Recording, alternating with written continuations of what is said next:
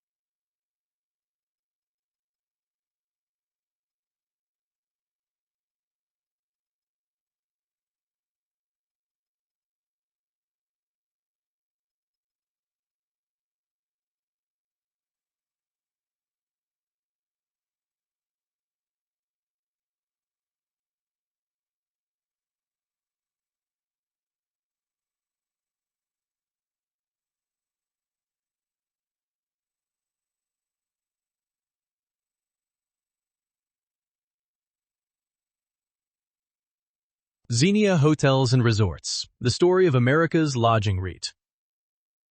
Survivor. Picture this. A Tuesday morning in March 2020. The lobby of a gleaming Marriott-branded hotel in downtown Denver sits empty. The front desk clerk stares at a reservation screen showing 0 check-ins for the day. Upstairs, 400 freshly made beds will go unslept in. Within 72 hours, the hotel will close its doors entirely. Its staff furloughed. Its revenue reduced to precisely nothing. This scene played out simultaneously at 31 of Xenia Hotels and Resorts' 39 properties. An overnight annihilation of a business that had been carefully assembled over nearly a decade. Xenia Hotels and Resorts is a lodging REIT, a real estate investment trust that owns premium hotels across the United States. As of early 2026, the company trades on the NYSE under the ticker XHR, with a market capitalization hovering around $1.3 billion. It owns 30 hotels, totaling roughly 8,900 rooms, concentrated in the luxury and upper upscale segments.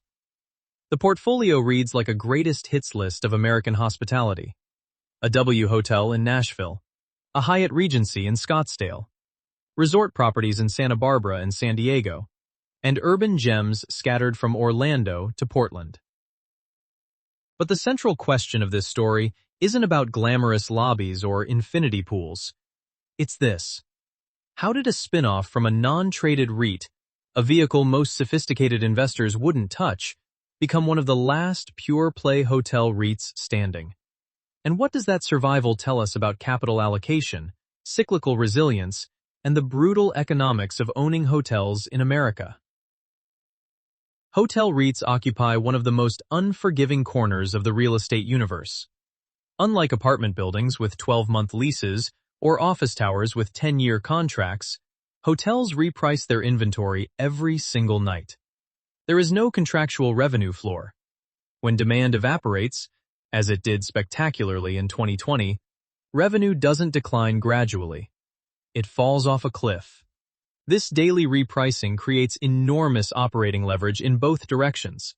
Spectacular margins when occupancy runs high, and devastating losses when it doesn't. Layer on top of that the complex relationships with global hotel brands like Marriott and Hyatt, the constant capital requirements to renovate and maintain properties, and the REIT structure's mandate to distribute 90% of taxable income as dividends, and you have what might be the most operationally challenging form of real estate ownership ever devised. This story moves through 4 distinct acts. First, the genesis. How a lodging portfolio was assembled from the wreckage of the Great Recession and then spun off into a publicly traded company. Second, the playbook. How Xenia's management team developed a disciplined approach to buying, selling, and renovating hotels that set the company apart from its peers. Third, the crisis. The existential threat of the pandemic and the desperate measures required to survive. And fourth, the reinvention. How Xenia emerged from COVID-19 with a fundamentally different portfolio and a new thesis about what American travelers actually want. Along the way, we'll encounter themes that resonate far beyond the hotel industry. The power of a fortress balance sheet, the difference between structural moats and execution advantages, and the age-old question of whether a well-run company in a tough industry can ever truly reward its shareholders. The uncomfortable truth that hangs over this entire narrative is that Xenia's stock, as of this writing, trades below the price where it first opened on the New York Stock Exchange more than 11 years ago. This is a company that has done many things right and still hasn't been rewarded by the market. Understanding why requires understanding everything that follows. To understand Xenia's story, you first have to understand the peculiar financial architecture that makes it possible. The Real Estate Investment Trust. Congress created the REIT structure in 1960 with a straightforward idea. Give ordinary investors access to large-scale, income-producing real estate the way mutual funds gave them access to stocks. The deal was simple.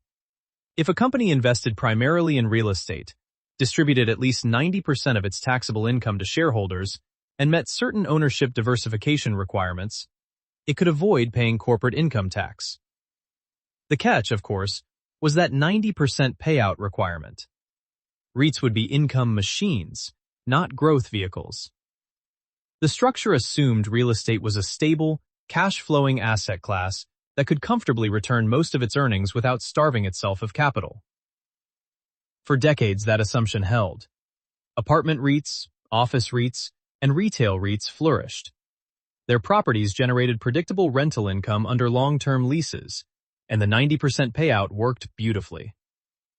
Then someone had the idea of applying this structure to hotels, and immediately discovered that the REIT framework was never designed for a business where revenue could swing 30% in either direction within a single quarter.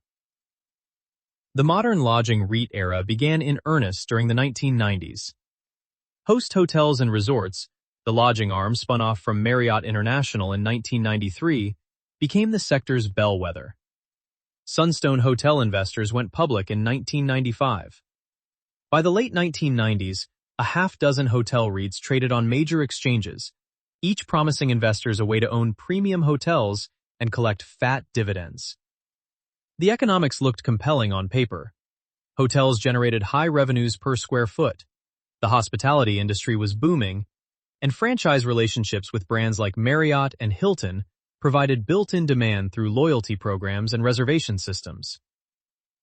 But the lodging REIT model contained fundamental tensions that would take years to fully expose. The first was the franchise relationship itself. Hotel REITs didn't operate their own properties. They couldn't under REIT tax rules that originally prohibited significant operational involvement. Instead, they owned the physical real estate and signed franchise agreements with brands like Marriott, Hyatt, and Hilton, while hiring third-party management companies to run the day-to-day operations. This created an awkward three-party arrangement. The REIT owned the building, the brand controlled the guest experience and pricing standards, and the management company actually ran the hotel. The REIT paid franchise fees to the brand, typically 4 to 6% of room revenue, and management fees to the operator, typically 2 to 3% of total revenue plus incentive fees. By the time you added up these fees, the REIT was giving away a meaningful chunk of its revenue to parties whose interests didn't always align with the property owners.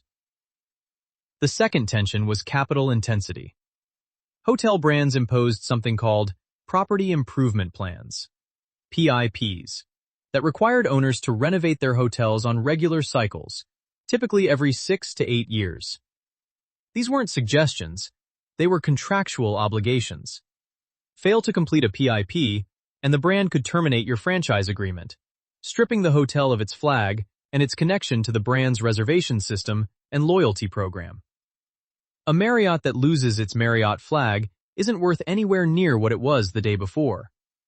PIPs could cost tens of millions of dollars per property, and they came due regardless of where the hotel was in the economic cycle. This was capital spending that couldn't be deferred without existential consequences, a treadmill that hotel REITs could never stop running on. The third tension was the industry's core metric, revenue per available room, universally known as RevPAR. RevPAR combines occupancy rate and average daily rate into a single number that captures how effectively a hotel monetizes its room inventory. It became the lodging industry's equivalent of same-store sales in retail, the number that analysts watched above all others. But RevPAR was ruthlessly cyclical. During the tech boom of the late 1990s, RevPAR growth was spectacular. During the recession of 2001, it cratered. And the 2008 financial crisis revealed just how violent the swings could be. The Great Recession devastated the hotel industry with a severity that shocked even veteran operators. National RevPAR fell more than 16% in 2009, the worst annual decline in the modern era. Occupancy rates plunged below 60%. Hotels that had been underwritten at peak economics suddenly couldn't cover their debt service. Distressed assets flooded the market as over-leveraged owners, many of them private equity firms that had paid premium prices during the 2006 to 2007 boom, were forced to hand properties back to lenders or sell at fire sale prices. For hotel REITs, The crisis was a near-death experience. Host Hotels cut its dividend by 80%. Sunstone suspended its dividend entirely. Several smaller lodging REITs were acquired at distressed prices, or ceased to exist. But destruction creates opportunity, and the post-crisis landscape set the stage for a new generation of hotel companies to emerge. Among them was a lodging portfolio being quietly assembled within a non-traded REIT based in the suburbs of Chicago. A portfolio that would eventually become Xenia Hotels and Resorts. The story of Xenia Hotels and Resorts doesn't begin with a dramatic founding moment or a visionary entrepreneur sketching ideas on a napkin. It begins in the offices of Inland American Real Estate Trust, a non-traded REIT headquartered in Oak Brook, Illinois, a sprawling suburb west of Chicago, better known for its shopping mall than for financial innovation. Inland American was one of the largest non-traded REITs in the country, a vehicle that raised billions from retail investors through broker-dealer networks, investing in a grab bag of commercial real estate assets, shopping centers, office buildings, student housing, and hotels. It was the kind of entity that sophisticated institutional investors regarded with suspicion. Non-traded REITs were illiquid, opaque, and laden with fees that enriched their sponsors at the expense of shareholders. But within this unlikely corporate parent, something genuinely interesting was happening on the hotel side. Beginning in 2007, a team led by Marcel Verbaz started building a lodging portfolio with a clear thesis: acquire quality hotel assets in strong metropolitan markets at compelling prices, renovate and reposition them, and generate attractive risk-adjusted returns. The timing was simultaneously terrible and perfect. Terrible because 2007 was the absolute peak of the pre-crisis hotel market, when cap rates were compressed and prices were inflated. Perfect because the portfolio assembly continued through 2008, 2009, and beyond. Years when distressed sellers were practically giving away premium hotels. Marcel Verbaz, a Dutch-born executive who had cut his teeth in lodging finance at GE Capital and CNL Hospitality Corp., brought a European rigor to an industry that often operated on instinct and relationships. His background in corporate finance, stints at Aquin Financial, Stormont Trice Development, and CNL's hospitality platform, gave him a balance sheet-first mentality that would prove prophetic. Verbaz didn't think about hotels the way a hotelier did, obsessing over thread counts and restaurant concepts.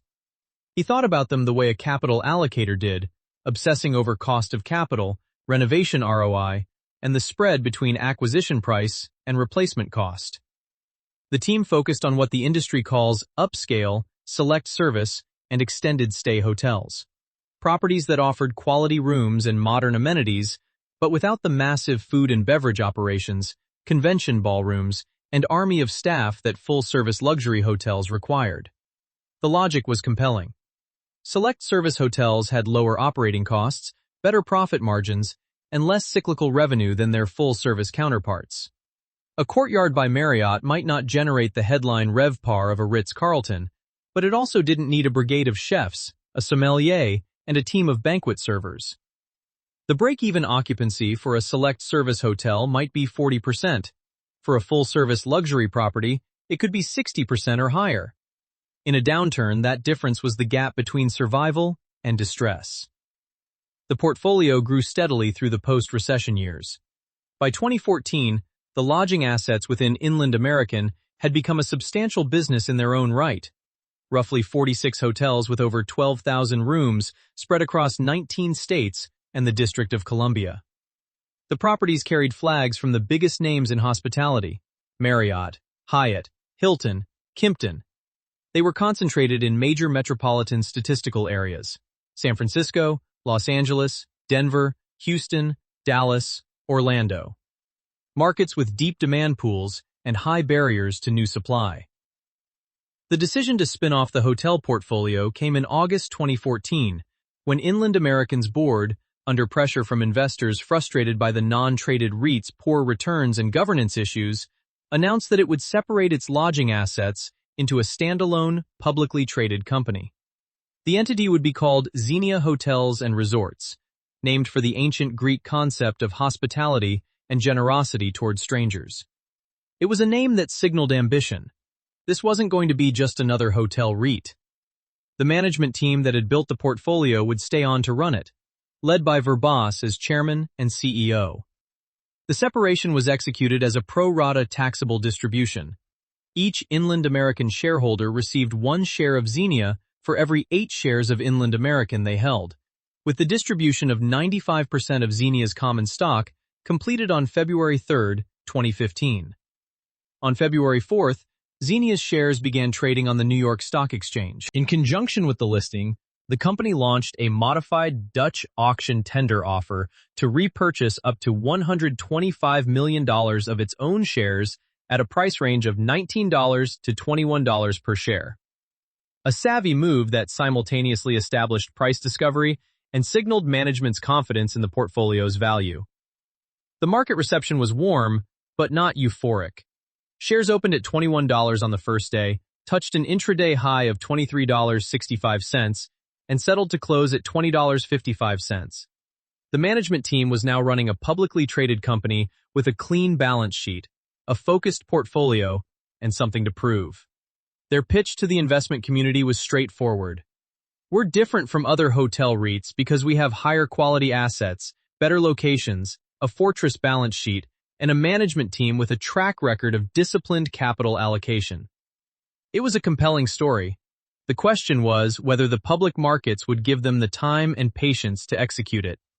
And the lodging cycle was already showing signs of age. The Xenia that emerged into the public markets in February 2015 was a company caught between 2 identities.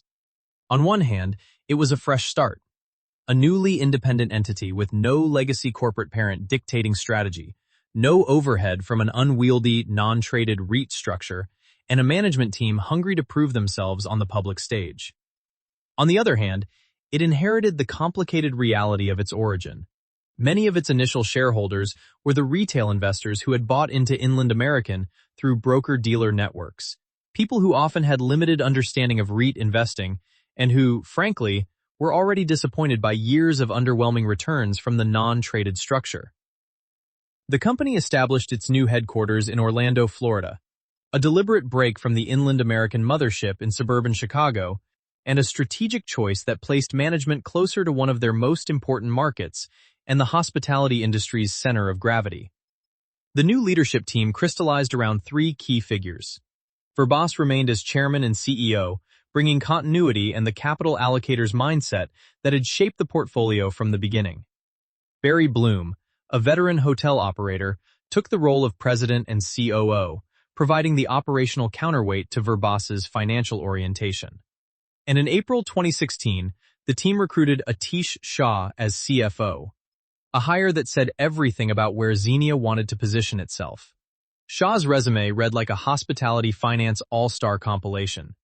He held a Master of Management in Hospitality from Cornell's School of Hotel Administration and an MBA from Wharton, credentials that bridged the gap between industry expertise and Wall Street fluency.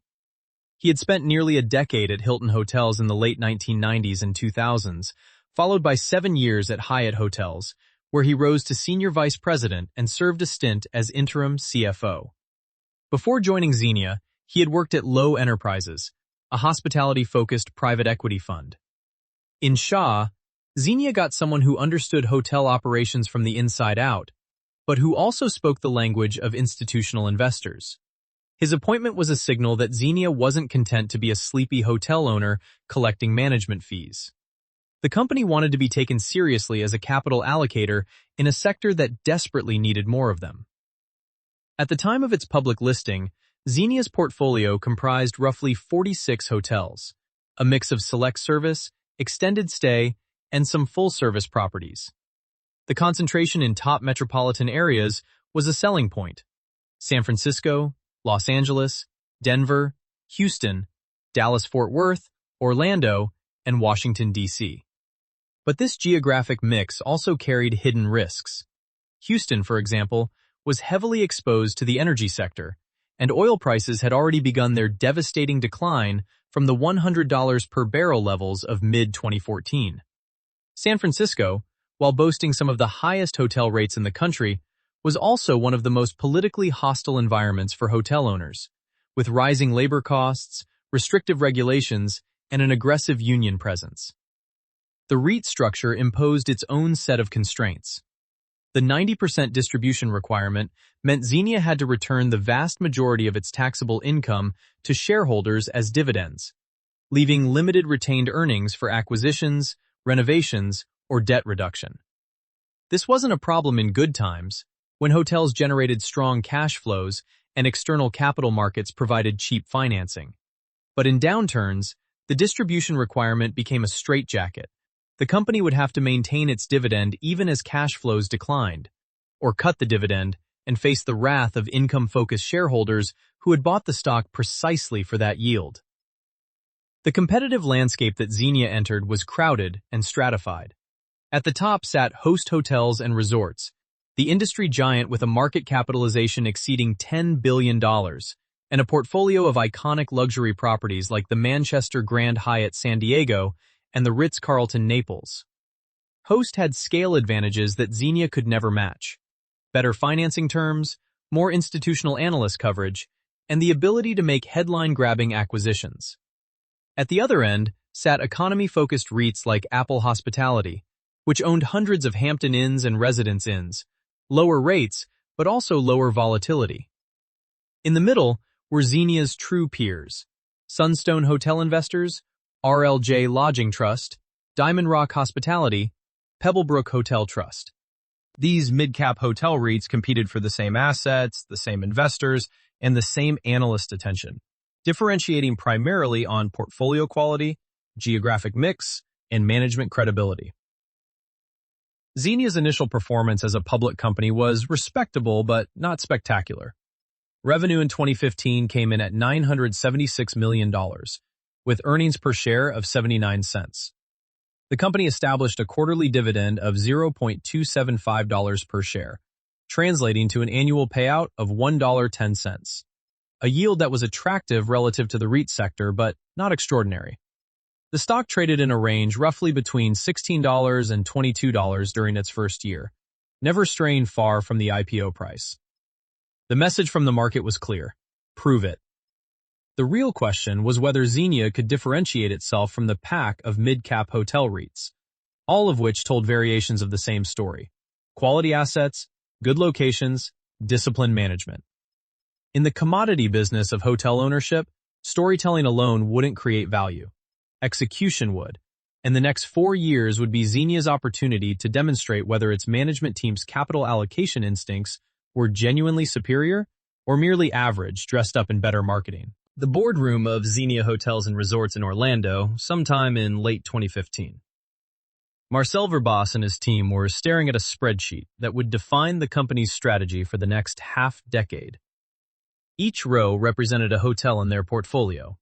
Each column captured a metric: RevPAR growth, margin trajectory, market supply pipeline, renovation costs, brand competitiveness, geographic risk factors. The exercise was ruthlessly analytical. Every property was being evaluated not just on its current performance, but on a forward-looking assessment of whether it deserved Xenia's capital. Properties that couldn't earn their keep, that sat in weakening markets, that required disproportionate renovation spending, that faced overwhelming new supply, would be sold. The proceeds would be recycled into better assets in better markets. This recycling machine, as the strategy came to be known, was Xenia's central differentiating philosophy. Most hotel REITs were passive owners. They acquired properties, maintained them adequately, collected the cash flows, and distributed dividends.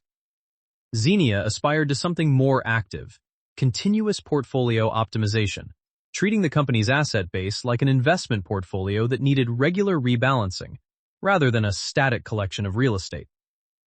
The results came fast. In 2016, Xenia sold 4 non-core hotels for $119 million, deploying the proceeds into properties in stronger markets and share repurchases. The sales were strategically motivated.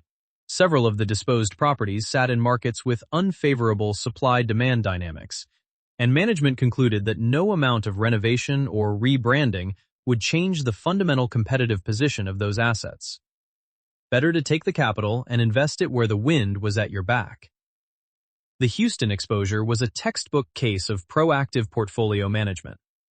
When oil prices collapsed in 2014 to 2015, many hotel REITs with Houston properties simply held on, hoping for a recovery. Verbas and his team took a more clinical view.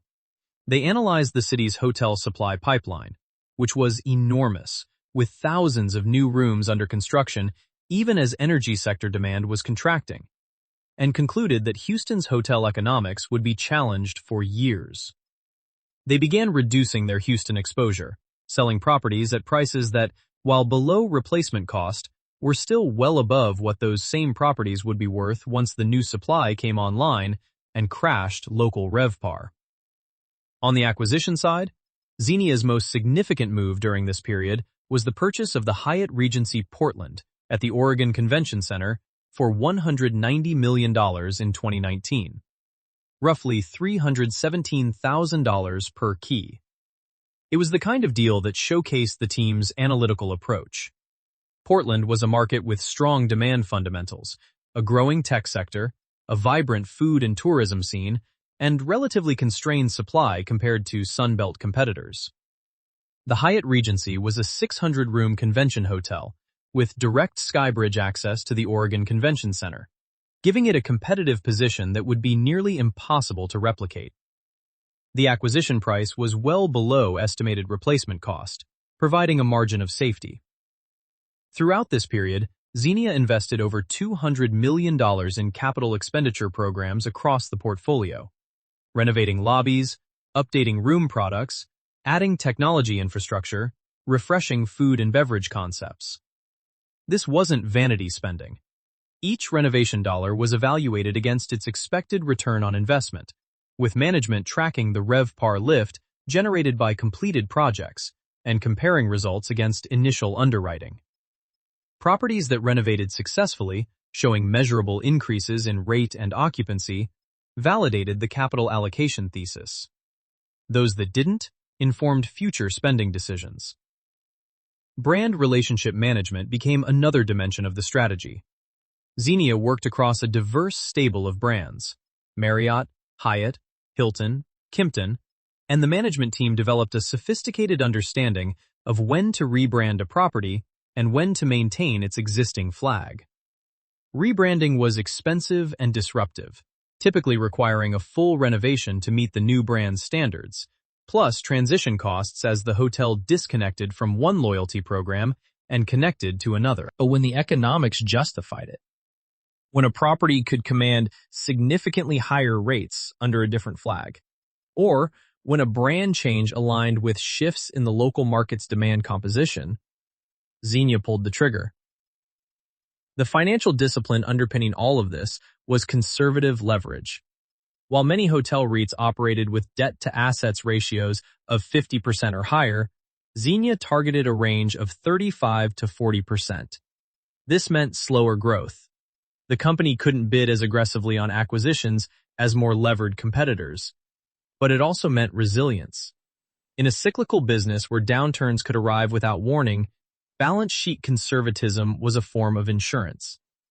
The dividend was maintained at $1.10 per share annually throughout this period, providing a steady return to income-focused investors. The results were steady, if not spectacular. RevPAR grew at a low to mid-single-digit pace, roughly in line with the industry. Margins expanded modestly as renovations and portfolio upgrades took effect. Total returns were respectable but didn't dramatically outperform the lodging REIT sector. Between 2016 and 2017, Xenia executed what amounted to a major portfolio repositioning, selling lower-quality assets, acquiring urban select service hotels in stronger markets, and deliberately reducing exposure to oil-dependent and commodity-driven local economies. This was the first major inflection point in the company's public history, a period where management's willingness to make tough decisions, selling properties that were generating current income but whose long-term prospects were deteriorating, established the credibility that would prove essential when far more difficult decisions lay ahead. By 2019, the portfolio had been pruned from 46 hotels to roughly 40, a net reduction that improved average quality metrics across the board. RevPAR per property was higher, margins were wider, and the geographic mix was more defensible. But there was an uncomfortable fact that shadowed all of this execution. Xenia's stock was trading below its IPO opening price. After 4 years of disciplined portfolio management, operational execution, and shareholder-friendly capital allocation, the market was essentially saying that the company was worth less than when it started. For investors who had hoped that quality execution would translate into stock price appreciation, this was deeply frustrating, and it raised a question that would haunt Xenia for years. In a sector that the market simply didn't want to own, could any amount of operational excellence overcome structural headwinds? By 2018, the American lodging industry was exhibiting all the classic symptoms of a cycle running on fumes. RevPAR growth, which had been robust in the years immediately following the Great Recession, had decelerated to low single-digit territory. Enough to keep hotels profitable, but not enough to excite investors or justify the capital intensity of the business. The problem wasn't demand, which remained reasonably healthy as the economy continued its post-crisis expansion. The problem was supply. Between 2015 and 2019, the United States added roughly 500,000 new hotel rooms to its inventory. An avalanche of new supply that diluted pricing power across virtually every major market. Developers, attracted by the same strong demand fundamentals that hotel REITs cited in their investor presentations, had been breaking ground on new properties at a pace not seen since the mid-2000s. The irony was painful. The very conditions that made existing hotels attractive to own were simultaneously attracting competitors who would undermine those same economics. Labor cost inflation compounded the supply problem. By 2018, the U.S. unemployment rate had fallen below 4%, and the hospitality industry, which depended on a large workforce of housekeepers, front desk agents, maintenance workers, food servers, and kitchen staff, was competing for workers against every other service sector employer. Wages rose accordingly, and hotels, with their thin margins and high fixed cost structures, absorbed the impact directly to the bottom line. A hotel generating $60 per occupied room in housekeeping revenue was now paying materially more to clean each room, compressing margins that were already under pressure from sluggish RevPAR growth. Then there was the Airbnb question. By the late 2010s, the home-sharing platform had gone from a quirky startup to a genuine threat to the traditional hotel industry, with millions of listings worldwide and a particular impact on the leisure and extended stay segments that were Xenia's bread and butter. Academic research and industry analyses offered conflicting assessments of Airbnb's impact. Some studies suggested it had capped hotel pricing power by 5 to 10% in major markets, while others argued that it primarily expanded the overall travel market rather than stealing share from hotels. But the psychological impact on hotel REIT valuations was unambiguous. Investors applied a permanent discount to the sector, reasoning that the threat of substitution would only grow as Airbnb's network effects strengthened. The lower-for-longer interest rate environment added another layer of complexity. Low rates were theoretically good for REITs, reducing borrowing costs and making dividend yields more attractive relative to bonds. But in practice, the extended period of low rates created a valuation paradox. Hotel REITs traded at persistent discounts to their net asset values, as investors questioned whether the REIT structure was the optimal way to own hotels when private capital, flush with dry powder from pension funds, sovereign wealth funds, and family offices, could buy the same assets without the public market's volatility and the 90% distribution constraint. Investor fatigue with the lodging REIT sector became palpable. Conference attendance from buy-side investors declined. Analyst coverage thinned. The sector's weighting in major REIT indices shrank as other property types, cell towers, data centers, industrial warehouses, captured investor imagination with their secular growth stories and technology-adjacent narratives. Hotel REITs, by contrast, were seen as old economy, cyclical, and lacking the structural tailwinds that justified premium multiples. Xenia's response to these gathering headwinds was characteristically disciplined. Rather than chasing growth through aggressive acquisitions, a temptation that had destroyed value at numerous hotel companies over the decades, management doubled down on portfolio quality. Properties in markets with unfavorable supply-demand dynamics were sold. Renovation programs were calibrated to maximize rate premium relative to new competitors. The balance sheet was kept clean, with leverage ratios well below the sector average. But discipline doesn't always translate into stock performance. By the end of 2019, Xenia's shares were trading in the high teens, below the $21 opening price from nearly 5 years earlier. The company had done virtually everything right operationally, and the market had yawned. Revenue reached $1.149 billion that year, the highest in the company's public history. Earnings per share, however, had declined to 49 cents, reflecting the margin compression from rising costs and moderating RevPAR growth. The business was healthy but not thriving, profitable but not exciting, well-managed but trapped in a sector that the investment community had decided it didn't want to own.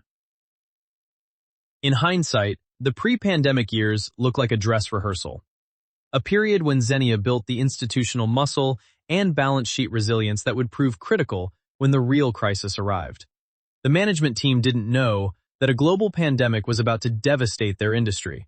But the conservative leverage, the active portfolio management, and the culture of capital discipline they had cultivated meant that when the storm hit, Xenia was better prepared than most. The first confirmed COVID-19 case in the United States was reported on January 20th, 2020.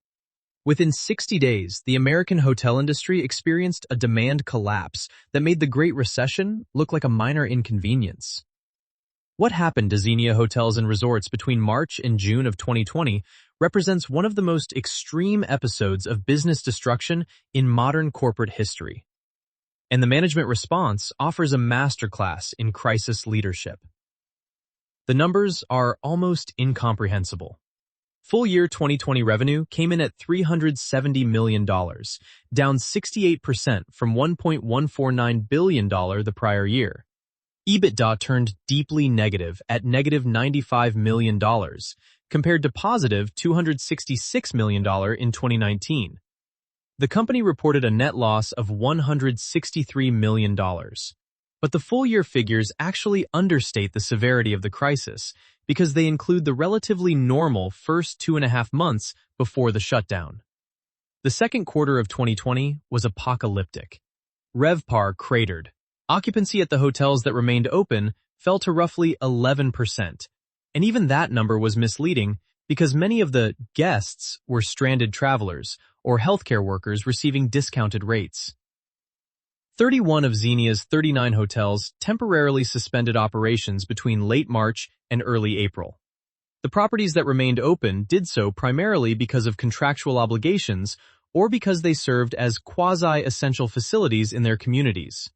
The company furloughed the vast majority of its corporate and property-level staff. Capital spending plans were slashed by roughly $50 million. And on the most painful decision of all, the dividend. Management acted swiftly and decisively. The last pre-pandemic quarterly dividend of $0.275 per share was declared on February 21, 2020, and paid on April 15th. After that, the dividend was suspended entirely. It would not be reinstated for 2.5 years. The survival playbook that Marcel Verbas, Barry Bloom, and Atish Shah executed during this period was built on a single overriding principle: preserve liquidity at all costs. Everything else, growth plans, renovation schedules, acquisition pipelines, employee morale, was subordinated to the imperative of ensuring that Xenia could survive an indefinite period of near-zero revenue. The company drew down its revolving credit facility, building a cash fortress. Management renegotiated debt covenants with lenders, securing the breathing room needed to weather an unprecedented downturn without triggering technical defaults. They pursued PPP loans and other government assistance programs not out of opportunism, but out of genuine necessity. The decisions about which hotels to keep open and which to mothball were agonizing. Each property had its own set of considerations: contractual obligations with brands and management companies, local market conditions, the cost of maintaining a closed building versus the cash burn of operating at single-digit occupancy, the risk of property damage or deterioration during an extended closure. Bloom's operational expertise was critical here. He understood the physical realities of hotel operations in a way that a pure financial executive might not, knowing which systems had to keep running to prevent pipe freezes, mold growth, or equipment failure, and which expenses could be safely eliminated. What differentiated Xenia during this period was the balance sheet that management had spent the previous 5 years fortifying. Companies that had entered the pandemic with aggressive leverage, debt to EBITDA ratios of 6, 7, 8 times or higher, found themselves in genuine existential peril. Some hotel REITs were forced to sell assets at fire sale prices to meet debt obligations. Others entered negotiations with lenders that amounted to soft restructurings. A few ultimately merged with competitors or were taken private by opportunistic buyers who smelled blood in the water. Xenia, with its conservative leverage and substantial liquidity, was never in danger of default. It was in danger of value destruction. The stock price hit an intraday low of $6.28 on March 18, 2020, representing a loss of roughly 70% from pre-COVID levels, but not of insolvency. The recovery, when it came, was uneven and revealing. Leisure travel rebounded first, as vaccinated Americans with cabin fever and pent-up savings rushed to beaches, mountains, and national parks. Business travel lagged badly, with corporate road warriors replaced by Zoom calls and video conferences. Convention and group business, which had been a significant revenue driver for many hotel REITs, essentially evaporated and would take years to recover. Xenia's portfolio, which had historically skewed toward business travel-dependent urban markets, was partially exposed to these unfavorable trends. But properties in leisure-oriented locations, resort-adjacent hotels, drive-to destinations, rebounded faster and more powerfully than anyone had expected. Revenue recovered to $616 million in 2021, still 46% below the 2019 peak, but trending in the right direction. The recovery was driven almost entirely by rate rather than occupancy, a phenomenon that surprised many industry observers.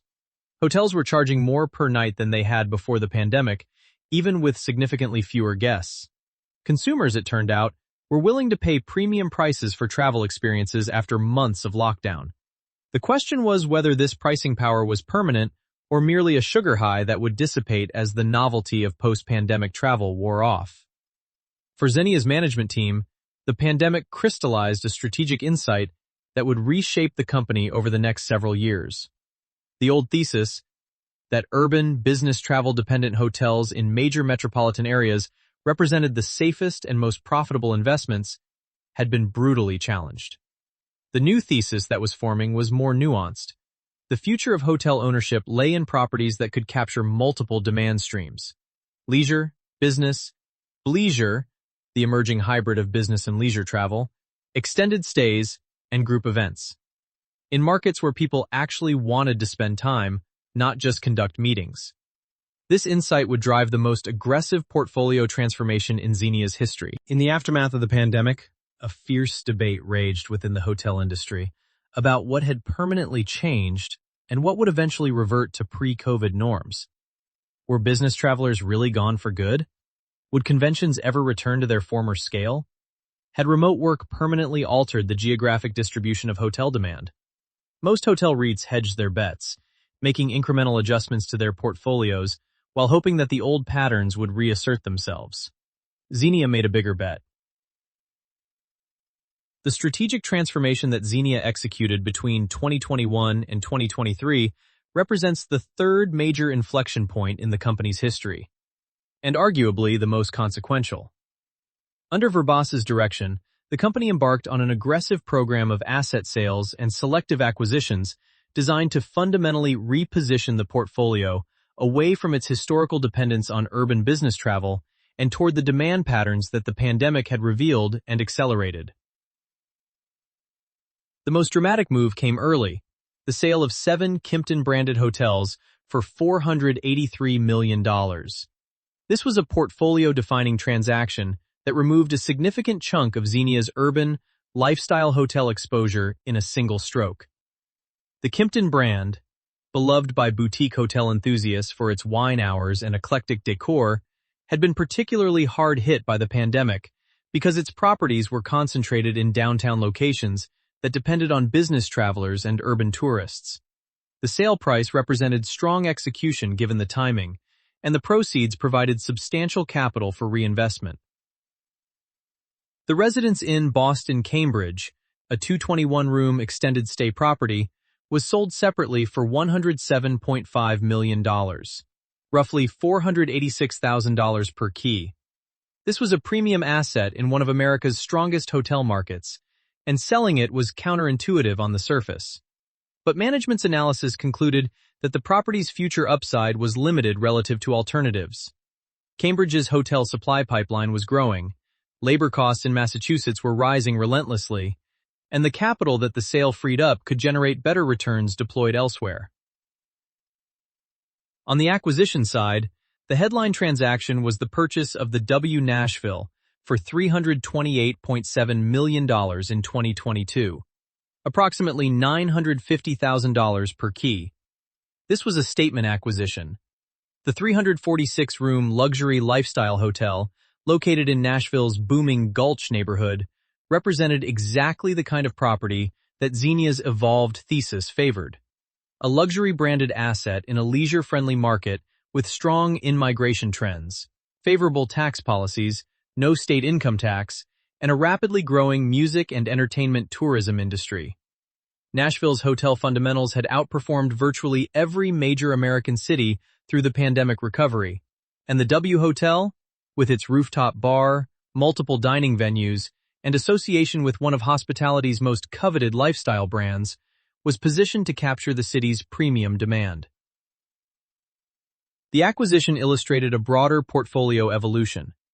Xenia's luxury exposure grew from roughly 26% of portfolio value in 2018 to approximately 37% by 2025. The company was deliberately moving upmarket, away from the select service hotels that had been the foundation of its original portfolio, and toward luxury and upper upscale properties that commanded higher rates, attracted more affluent guests, and demonstrated less sensitivity to economic cycles. This was a meaningful strategic shift, and a risky one, given that luxury hotels also carried higher operating costs, more intensive capital requirements, and greater exposure to the discretionary spending of high-income consumers. Brand partnerships evolved in parallel. Xenia increasingly favored differentiated, lifestyle-oriented brands over commoditized flags. The Marriott Autograph Collection, a soft brand that allowed individual properties to maintain unique identities while accessing Marriott's reservation system and loyalty program, became a favored franchise structure. Management also invested in food and beverage repositioning, including a partnership with celebrity chef Jose Andres' restaurant group at the W Nashville, the kind of experiential enhancement that could drive rate premiums and generate ancillary revenue beyond room nights. The company also invested in creative conversions, transforming existing properties to capture new demand patterns. Hotels that had been positioned primarily for business travelers were reconcepted to attract leisure visitors with upgraded pool areas, expanded outdoor spaces, and enhanced spa and wellness amenities. These investments reflected the management team's conviction that the boundary between business and leisure travel had permanently blurred. That the guest who flew to Phoenix for a Monday meeting was increasingly staying through Wednesday to play golf, and that the hotel that could serve both needs would outperform the one designed exclusively for either. Balance sheet optimization accompanied the portfolio transformation. Xenia refinanced its debt at what, in hindsight, were relatively favorable rates compared to the higher interest rate environment that would follow. Maturities were extended, providing runway to execute the strategic plan without pressure from near-term debt towers. The dividend was reinstated in the third quarter of 2022 at a reduced quarterly rate of 10 cents per share. Less than half the pre-pandemic level, but a meaningful signal of confidence in the company's recovery trajectory. By the end of 2023, revenue had recovered to $1.025 billion. Approaching but not quite reaching the 2019 peak of $1.149 billion, though the portfolio was meaningfully smaller. On a same-property basis, The hotels that Xenia retained were performing at or above their 2019 levels, validating the portfolio transformation thesis. The company had emerged from the pandemic with fewer but better hotels, a more diversified demand base, and a management team whose crisis leadership had earned hard-won credibility. Whether the transformation was aggressive enough, and whether the market would ever reward it with a higher stock price, remained very much an open question. Walk through the lobby of Xenia's West Nashville today. Past the sculptural art installation, through the buzzing lobby bar where a DJ spins vinyl on Thursday nights, past couples in cowboy boots heading out to Lower Broadway. And you're seeing the physical manifestation of a company that has bet everything on the thesis that quality beats quantity in the hotel business. The property commands average daily rates north of $400. Its rooftop pool draws not just hotel guests, but Nashville locals willing to pay steep day rates for the privilege. The Jose Andres restaurant generates per square foot revenues that rival Manhattan fine dining. This single asset produces more economic value than several of the hotels Xenia sold to acquire it. But the West Nashville also crystallizes the central strategic tension of Xenia's modern era. Is this a company that is too small to compete, or one whose focus gives it an edge? The numbers frame the question starkly. Xenia's current portfolio consists of 30 hotels with roughly 8,900 rooms and a total enterprise value of approximately $2.8 billion. Compare that to Host Hotels and Resorts, which owns roughly 77 properties with over 40,000 rooms and an enterprise value exceeding $17 billion. Host can negotiate brand-wide agreements with Marriott and Hyatt that reduce franchise fees by basis points that translate into millions of dollars annually. Host's cost of capital is lower, its analyst coverage deeper, its liquidity premium larger. In the world of hotel REITs, size confers advantages that are difficult for smaller players to replicate. And yet Xenia's management team argues, with some justification, that focus provides its own form of advantage. A smaller portfolio allows for more intensive asset management. Verbas and Bloom can personally visit every property multiple times per year, build relationships with general managers, identify operational improvements that a larger company's regional directors might miss. The company's active portfolio management strategy, continuously evaluating each property's position and making buy, sell, hold decisions with analytical rigor, is easier to execute with 30 hotels than with 70. And Xenia's concentrated portfolio allows it to be genuinely selective in its acquisitions, pursuing only the specific assets in specific markets that fit its thesis, rather than having to deploy capital at scale to move the needle on a massive enterprise. The operating metrics support the argument that the portfolio transformation has worked. In 2025, same property RevPAR reached $181.97, up 3.9% year-over-year, with average daily rates of $265.38 and occupancy of 68.6%. Same property hotel EBITDA margins expanded by 129 basis points to 25.8%. Adjusted FFO per diluted share came in at $1.76, up nearly 11% from the prior year, and adjusted EBITDA reached $258.3 million. Revenue for 2025 hit $1.079 billion.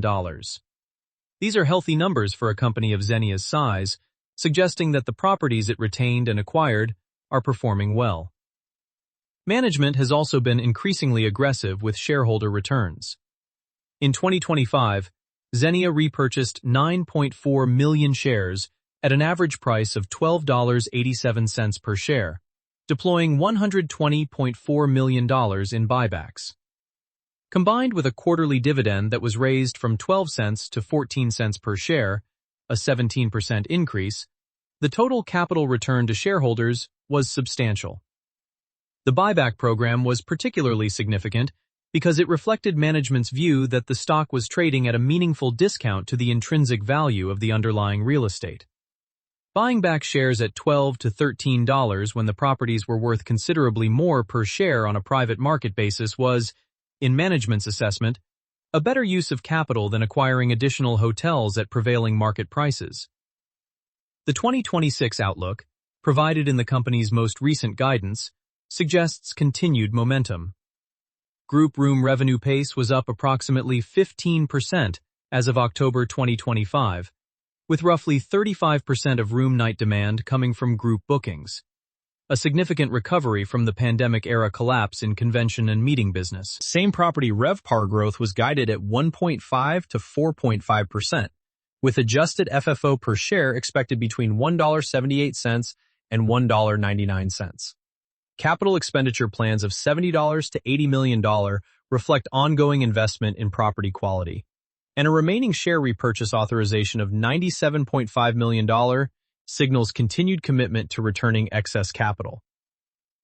Recent portfolio moves have continued the pattern of strategic pruning. The sale of the Fairmont Dallas, a 545-room full-service hotel, for $111 million in 2025, was motivated by the property's upcoming need for a costly renovation that management concluded would generate insufficient returns. Simultaneously, the acquisition of fee-simple ownership of the land beneath the Hyatt Regency Santa Clara for $25 million eliminated a ground lease that had been a persistent drag on the property's economics. A classic Xenia move, unglamorous but accretive. The industry consolidation backdrop adds another dimension. Park Hotels and Resorts and Sunstone Hotel investors have been the subject of merger speculation.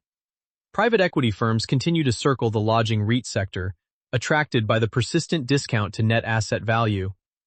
Xenia itself is frequently mentioned as a potential takeout candidate. Its manageable size, clean balance sheet, and high-quality portfolio make it an attractive target for a larger REIT seeking to add scale or a private equity firm looking to take a hotel platform private. But the valuation disconnect persists. As of mid-March 2026, Xenia trades at approximately $14.16 per share, still below its first-day opening price of $21 from February 2015. The current dividend yield of roughly 4% is attractive for income investors, but the total return over the company's 11-year public life has been disappointing relative to both the broader market and other real estate sectors. This is the fundamental paradox of Xenia's story. A company that has executed well, managed its balance sheet conservatively, and transformed its portfolio intelligently, yet has failed to generate the stock price appreciation that its operational performance would seem to justify. Understanding why requires diving into the structural economics of the hotel REIT business model. There is a reason that Warren Buffett, who has invested in everything from insurance companies to railroad monopolies, has never bought a hotel REIT. The economics of hotel ownership are structurally inhospitable to the value investor's dream of buying great businesses with durable competitive advantages at reasonable prices. Start with revenue volatility. An apartment REIT signs 12-month leases. An office REIT signs 10-year leases. A cell tower REIT signs 20-year agreements with built-in escalators. A hotel REIT signs zero-night leases. Every room is repriced every single day, and there is no contractual guarantee that tomorrow's rate will be anything like today's. This daily repricing is the defining characteristic of the hotel business, and it cuts both ways. In strong demand environments, hotels can raise rates rapidly, capturing inflation and demand surges in real time. But when demand falls, whether from recession, pandemic, weather event, or local market disruption, revenue declines are immediate and proportional. There is no lag, no cushion, no contractual floor. The revenue just disappears. Layer on top of this the operating leverage inherent in the business. Hotels have high fixed costs. Mortgage payments, property taxes, insurance, maintenance staff, utilities, brand franchise fees that must be paid regardless of occupancy. Variable costs like housekeeping and food supplies decline with lower occupancy but don't disappear, and many hotels operate with union contracts that limit management's ability to reduce labor costs quickly. The result is that a hotel's profit margins swing dramatically with small changes in occupancy. A hotel running at 75% occupancy might generate a 30% EBITDA margin. The same hotel at 60% occupancy might generate a 15% margin. And at 45% occupancy, it might be losing money. This operating leverage magnifies the revenue volatility, creating earnings swings that make hotel REITs among the most cyclical securities in the equity market. The capital intensity of hotel ownership is another structural burden. Brand franchise agreements require regular renovation cycles, the dreaded PIPs, and these are not optional. A hotel owner who defers renovation risks losing their franchise agreement, which would strip the property of its brand affiliation, its connection to the brand's reservation system and loyalty program, and a significant portion of its revenue-generating capacity. Think of it like maintaining a franchise restaurant. You can't run a McDonald's with peeling paint and broken equipment because the franchisor will revoke your license. Hotels face the same dynamic, but at enormously larger scale. A single PIP can cost $20 million or more, requiring complete room renovations, lobby redesigns, technology upgrades, and compliance with the brand's latest design standards. The brand relationship itself is a double-edged sword. On one hand, affiliation with Marriott, Hyatt, or Hilton provides access to massive loyalty programs with hundreds of millions of members, sophisticated revenue management systems, global distribution networks, and brand recognition that drives direct bookings. A Marriott-branded hotel captures guests through Marriott Bonvoy that it would never attract as an independent property. On the other hand, the hotel owner pays dearly for these benefits. Franchise fees typically run 4 to 6% of room revenue. Marketing fees add another 2 to 3%. Management fees, paid to the third-party company that actually operates the hotel, add another 2 to 4% of total revenue. By the time all of these fees are paid, the hotel owner is giving away 10 to 15% of total revenue to parties whose interests don't always align with maximizing the owner's returns. The REIT structure compounds these challenges. The 90% distribution requirement means that hotel REITs can't retain substantial earnings to fund renovations, make acquisitions, or build cash reserves for downturns. When capital is needed, and in the hotel business, it is always needed, the company must access external markets through debt issuance, equity offerings, or asset sales. Each of these has costs. Debt increases leverage and interest expense. Equity issuance dilutes existing shareholders, and asset sales may require disposing of properties at inopportune times. The REIT structure, designed for stable, cash-flowing real estate, sits uneasily atop the volatile, capital-intensive hotel business. Third-party management adds another layer of complexity. Because of historical REIT tax rules, hotel REITs outsource the actual operation of their properties to management companies. Firms like Aimbridge Hospitality, Highgate, or Crescent Hotels that employed the staff managed the day-to-day operations and reported results back to the owner. This separation of ownership from operations created agency problems. Management companies were typically compensated as a percentage of revenue, giving them incentives to maximize revenue, which might mean excessive discounting rather than profit. The management company's employees staffed the hotel, but the REIT owner paid their wages. The management company made hiring and compensation decisions, but the REIT bore the cost. This constellation of structural challenges explains why hotel REITs have persistently traded at discounts to their estimated net asset values, and why sophisticated private equity firms and sovereign wealth funds often prefer to own hotels outside the public REIT structure. In a private structure, the owner retains complete flexibility over capital allocation, distributions, and timing of asset sales. There is no quarterly earnings pressure, no public market volatility, and no REIT distribution requirement. The same asset that trades at a discount to NAV in a public REIT might be valued at or above NAV in a private transaction. This valuation arbitrage has been a persistent feature of the hotel industry, and it helps explain why companies like Xenia, despite strong operational execution, have struggled to generate sustained stock price appreciation. To truly understand Xenia's competitive position, it helps to apply two rigorous analytical frameworks: Michael Porter's 5 Forces and Hamilton Helmer's 7 Powers. Together, they paint a picture that is sobering in its clarity. Start with competitive rivalry, which is ferocious. The hotel industry is fragmented across thousands of owners, from individual property operators to global REITs to sovereign wealth funds, all competing for the same travelers. Online distribution has made hotel shopping nearly frictionless. A consumer searching for a hotel in Nashville sees dozens of options ranked by price, reviews, and location, and can switch from a Marriott to a Hyatt to an independent boutique with a single click. Brand loyalty programs create some stickiness, but the loyalty belongs to the brand, not the property owner.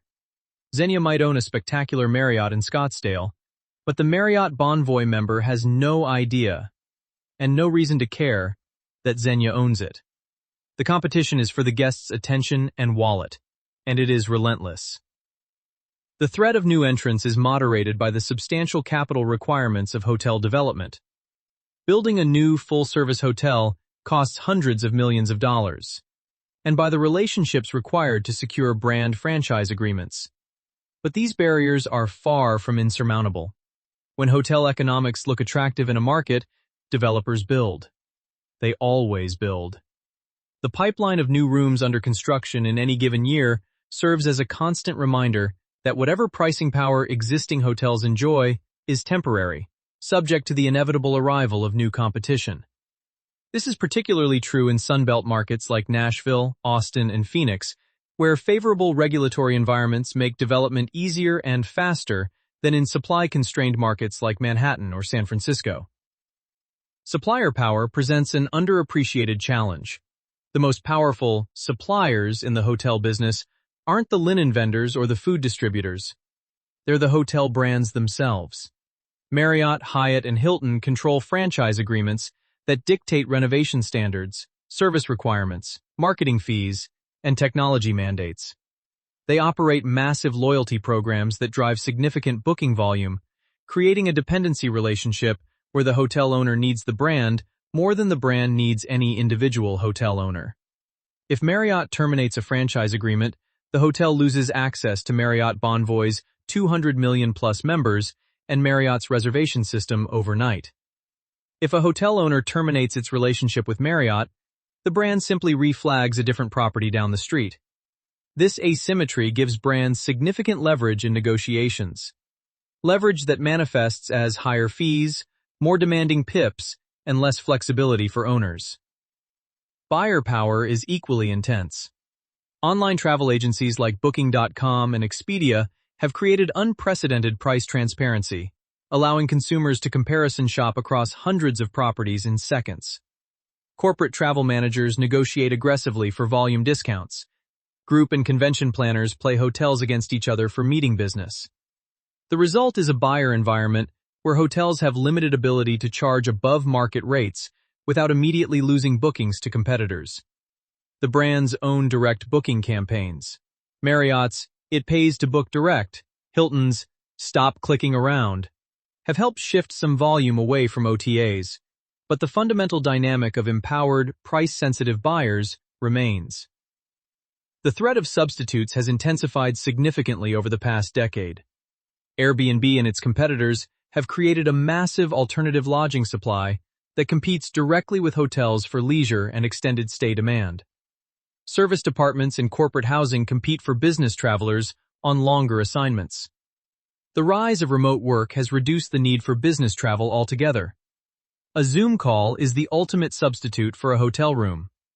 While hotels retain advantages in consistency, service, and loyalty program benefits, the competitive landscape has permanently expanded. Turning to Helmer's 7 Powers framework, the analysis becomes even more revealing and more uncomfortable for hotel REIT bulls. Scale economies, which provide structural advantage to many businesses, offer limited benefit to Xenia. The company's 30-hotel portfolio provides no meaningful procurement advantages over competitors, and the overhead savings from being larger are modest compared to the fixed costs at the property level. Host hotels with 10 times the asset base can spread corporate overhead across a much larger revenue base. But even Host's scale advantages are small relative to the operating costs embedded at individual properties. Network effects, the most powerful source of competitive advantage in the modern economy, are completely absent from hotel ownership. A hotel is not a marketplace, a social network, or a payment platform. Xenia's 30 hotels don't become more valuable because another guest stays at one of them. The network effects in hospitality belong to the brands. Marriott Bonvoy, Hilton Honors, World of Hyatt, and Xenia doesn't own any of those. Counterpositioning, where an incumbent's business model prevents it from responding to a challenger's approach, offers Xenia only weak protection. The company's focused portfolio strategy differs from diversified peers like Host, but it's unclear that Host is structurally unable to adopt a similar focus if it chose to. The differentiation is one of management choice, not structural constraint. Switching costs are negligible for hotel guests, who face zero friction in choosing a different property for their next trip. For brand relationships, there are moderate switching costs. Changing a hotel's flag involves expense and disruption, but these costs protect the brand owner relationship, not Xenia's competitive position against other hotel owners. Xenia has no consumer brand. No traveler has ever said, "I want to stay at a Xenia hotel." The company is invisible to its ultimate customers, who interact entirely with the Marriott, Hyatt, or Kimpton brands on Xenia's properties. This is a fundamental structural weakness that no amount of operational excellence can overcome. Cornered resources, unique assets that competitors cannot replicate, provide partial advantage. Some of Xenia's properties occupy genuinely premium locations: beachfront sites, convention-adjacent plots, irreplaceable urban locations where zoning restrictions prevent new competing development. But these advantages, while real, are modest and can be replicated by any well-capitalized buyer willing to pay the market price for similar properties. Which brings us to Xenia's one genuine source of competitive power: process power. This is the advantage that comes from organizational capabilities that are difficult to replicate. In Xenia's case, the capital allocation discipline, asset management expertise, and operational rigor that the management team has demonstrated over more than a decade. The ability to consistently identify which properties to buy, which to sell, when to renovate, and how to optimize operations at the property level is a genuine skill that not all hotel REITs possess. It is Xenia's single sustainable advantage. The brutal conclusion of this analysis is that Xenia operates in what might fairly be called commodity hell. The company has one genuine competitive power: process excellence. In an industry characterized by brutal competitive rivalry, empowered buyers, powerful suppliers, real substitute threats, and minimal barriers to entry, success depends almost entirely on execution rather than structural moats. This is not a death sentence.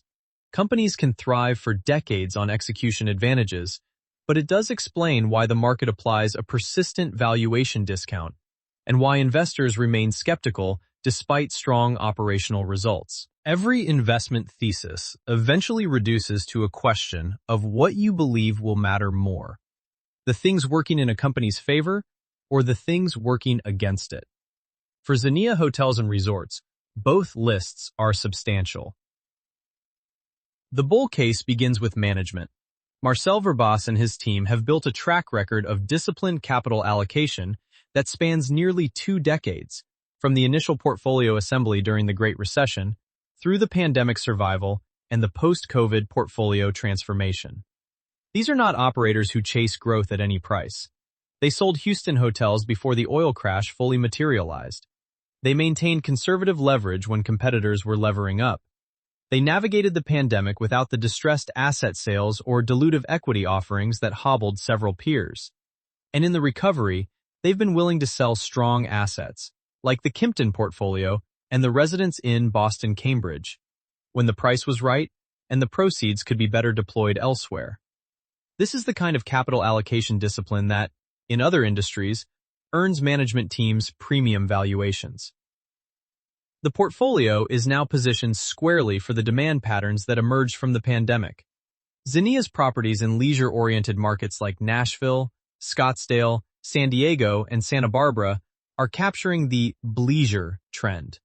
Business travelers extending trips for leisure, remote workers choosing attractive destinations, and leisure travelers willing to pay premium rates for quality experiences.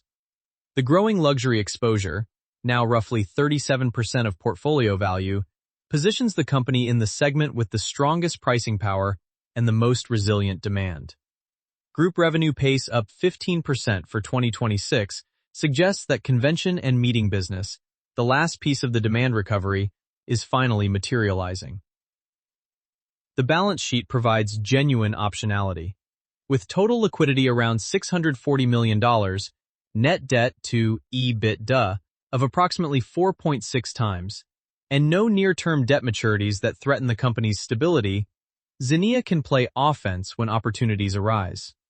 The share repurchase program, $120 million, deployed in 2025 at an average price well below estimated NAV, demonstrates management's willingness to use that flexibility aggressively when they believe the stock is undervalued. The quarterly dividend increase to 14 cents per share signals confidence without overcommitting cash flow. The valuation itself is perhaps the strongest element of the bull case.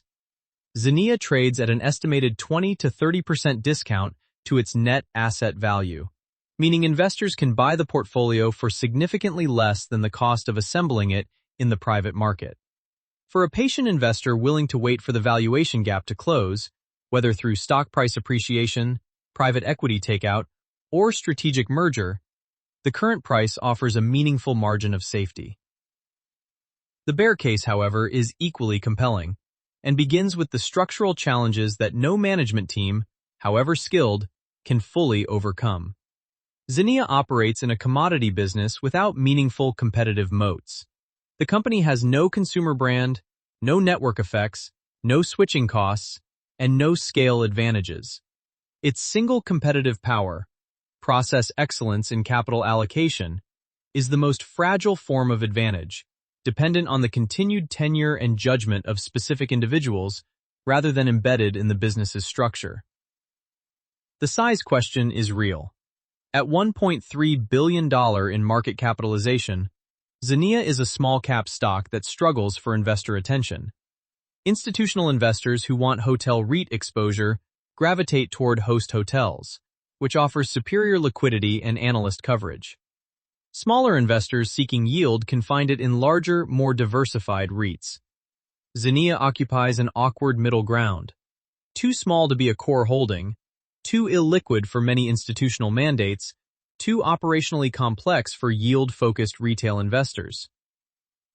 Recession vulnerability looms as a permanent overhang. If business travel weakens, whether from economic downturn, further adoption of video conferencing, or corporate cost-cutting, RevPAR at Xenia's urban and convention-oriented properties would decline sharply. The leisure segment, while currently robust, is ultimately discretionary. Consumers cut travel spending when the economy softens. The operating leverage that magnifies upside in good times would work in reverse, compressing margins and potentially forcing another dividend cut. Labor cost inflation appears structural rather than cyclical.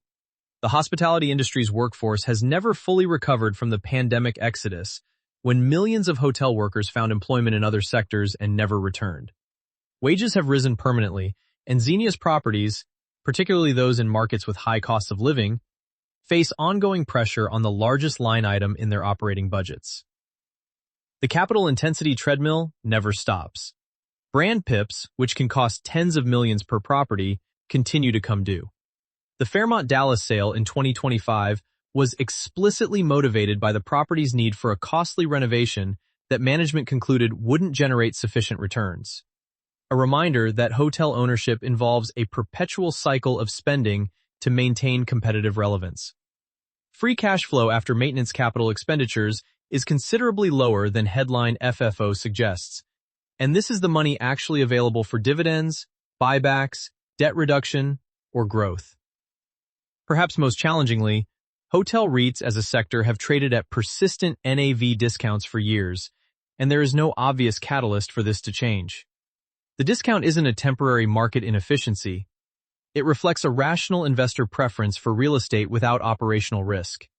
Data centers, cell towers, industrial warehouses, and even self-storage facilities offer more predictable cash flows, lower capital intensity, and stronger secular tailwinds. Until the investment community's preference structure changes, hotel REITs may continue to trade at discounts regardless of how well individual companies execute. For investors evaluating Xenia, two key performance indicators matter above all others. The first is same-property RevPAR growth, which captures the organic revenue trajectory of the portfolio and reflects both pricing power and demand trends. This single metric encapsulates everything from market positioning to brand effectiveness to competitive dynamics. The second is adjusted FFO per share, which measures the cash earnings available to shareholders after accounting for the company's capital structure and share count.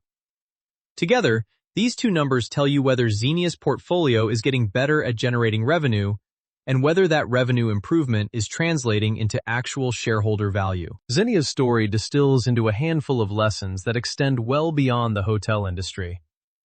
Truths about capital allocation, cyclical businesses, and the tension between operational quality and structural advantage. The first and most important lesson is that in commodity businesses, capital allocation is everything. When your product is essentially interchangeable with competitors, when a guest can substitute your Marriott for the Marriott across the street without meaningful friction, the only durable advantage comes from how you deploy capital. Which assets do you buy? At what prices? In which markets? Which do you sell? And when? How much do you invest in renovation? And does that investment generate measurable returns? How do you balance dividends, buybacks, debt reduction, and growth? Xenia's management team has answered these questions consistently well for more than a decade, and that consistency is the foundation of whatever investment case exists for the company. The second lesson is that a fortress balance sheet is a competitive weapon in cyclical industries. Conservative leverage isn't exciting. It doesn't generate headlines or attract momentum investors. But when the cycle turns, and in the hotel industry the cycle always turns, the company with liquidity and low leverage survives, while over-leveraged competitors are forced into distressed sales, dilutive financing, or outright failure. Xenia's pandemic survival was not a matter of luck or government bailouts. It was the direct result of balance sheet decisions made years earlier, when management chose to forego the growth that higher leverage could have financed in favor of the resilience that lower leverage provided. The third lesson is about strategic self-awareness. Xenia's management knew what kind of company they were, and more importantly, what kind they weren't. They weren't Host Hotels, with the scale to dominate the luxury segment. They weren't Apple Hospitality, with hundreds of economy properties generating steady, low-volatility cash flows. They were a mid-cap hotel REIT that needed to compete on portfolio quality, market selection, and asset management intensity rather than size. The focus on select service initially, and then the deliberate move up-market into luxury and upper upscale, reflected a realistic assessment of where the company could win rather than an aspirational desire to be something it couldn't be. The fourth lesson concerns adaptability. The post-pandemic portfolio transformation was not incremental. Xenia sold hundreds of millions of dollars of properties in markets and segments that had been core to its identity, and reinvested in a fundamentally different portfolio mix. Management didn't cling to the pre-COVID thesis out of sunk cost bias or institutional inertia. They reassessed the landscape, identified the permanent changes, and acted decisively. This willingness to kill your own thesis when the evidence demands it is one of the rarest and most valuable qualities in corporate leadership. The fifth lesson is structural, and perhaps the most uncomfortable. Sometimes there is no moat, and that's okay. Not every successful company needs to fit neatly into a competitive advantage framework. Xenia has no network effects, no meaningful scale economies, no consumer brand, and no switching costs. Its success, to the extent it has been successful, comes from doing ordinary things extraordinarily well. Buying right, selling right, renovating right, managing right. This is process power in its purest form, and while it is the most fragile and least sustainable of Hamilton Helmer's 7 powers, it is real. The sixth lesson touches on the gap between quality and valuation. Xenia is, by most operational measures, a well-run company. Its RevPAR growth is competitive. Its margins are expanding. Its balance sheet is clean. Its management team is credible and disciplined. And yet the stock has underperformed its IPO price for more than a decade. This is a reminder that business quality and investment returns are not the same thing. That a good company in a structurally challenged sector can remain undervalued for far longer than fundamental analysis would suggest. For investors, the question is whether patience will eventually be rewarded, or whether the sector's structural headwinds will permanently prevent the valuation gap from closing. The final lesson concerns the tension between public and private ownership. The REIT structure, with its 90% distribution requirement, quarterly reporting obligations, and public market volatility, may simply be the wrong wrapper for hotel assets. The same portfolio that trades at a 20 to 30% discount to NAV as a public REIT might be valued at or above NAV in a private transaction, where the owner has full flexibility over capital allocation and no obligation to distribute earnings. This is the question that hangs over not just Xenia, but the entire lodging REIT sector. When does the public structure create value, and when does it destroy it? As of March 2026, Xenia Hotels and Resorts stands at a crossroads that is characteristic of the entire lodging REIT sector. The company's most recent financial results show a business firing on most cylinders.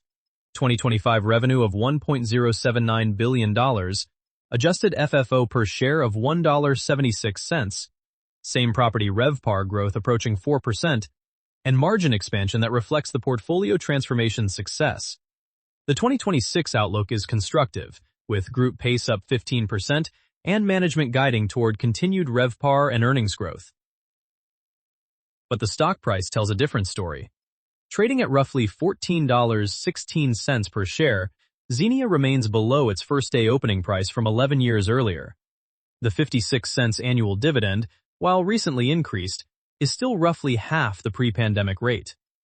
Total returns for long-term shareholders have been disappointing relative to both the broader equity market and other REIT sectors.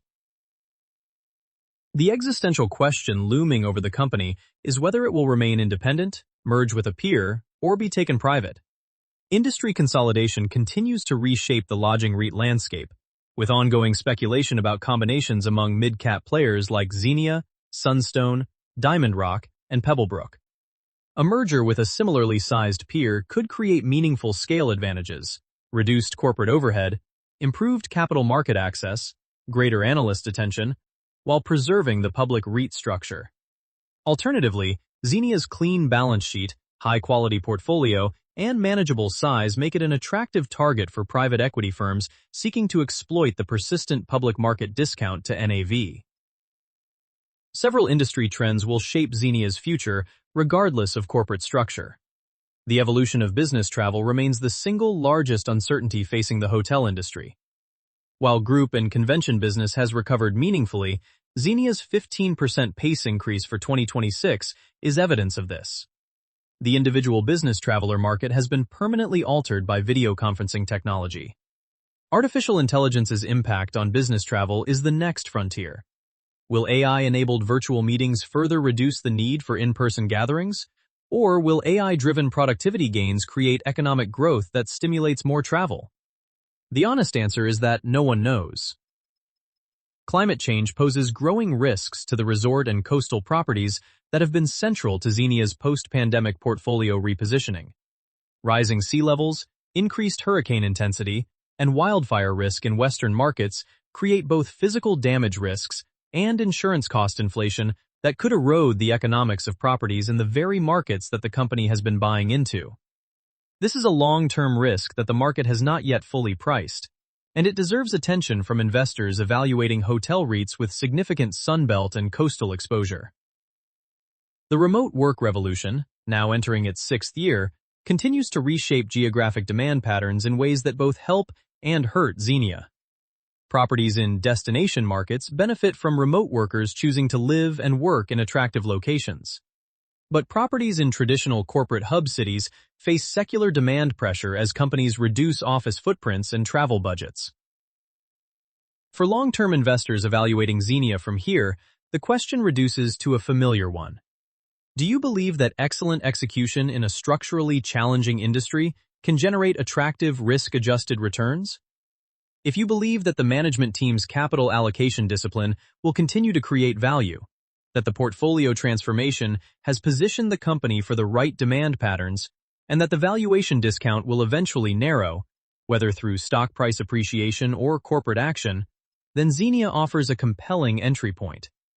If you believe that structural headwinds will continue to overwhelm operational execution, that hotel REITs are permanently disadvantaged as an investment vehicle, and that the market's persistent discount reflects rational assessment rather than temporary mispricing, then the past 11 years of stock price stagnation may be more preview than aberration.